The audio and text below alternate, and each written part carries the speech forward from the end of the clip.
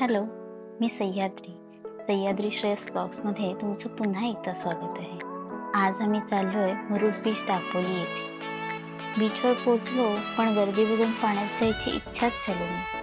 Vacation असल्यामुळे खूप गर्दी होती. मग आम्ही ठरवलं कर्दे बीचला जाऊ, कारण आमच्यासोबत सारंग आणि सान्वी सुद्धा होते.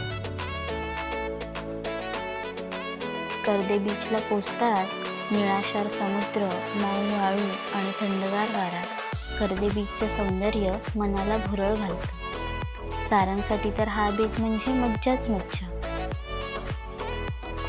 लाटांशी खेळताना सारंगच्या चेहऱ्यावरचं ते निरागस हास्य, त्याच्या छोट्या पावलांबरोबर मामा देखील पुन्हा एकदा स्वतःचं बालपण जगतो.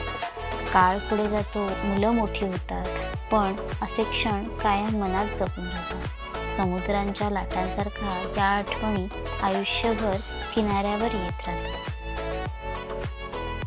वाळूत खेळणं, समुद्राच्या लाटांसोबत धावणं आणि प्रत्येक क्षणाचा आनंद घेणं.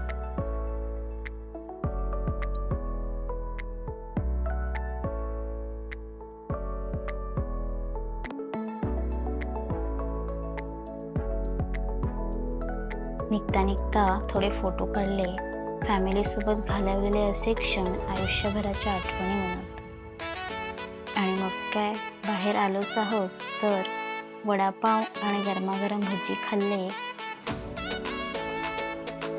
आणि दिवसाचा शेवट केला. 2,000 तुम्हाला हा ब्लॉग years आवडला later. असेल लाईक, शेअर आणि सबस्क्राईब करायला विसरू नका. थँक्यू. बाय.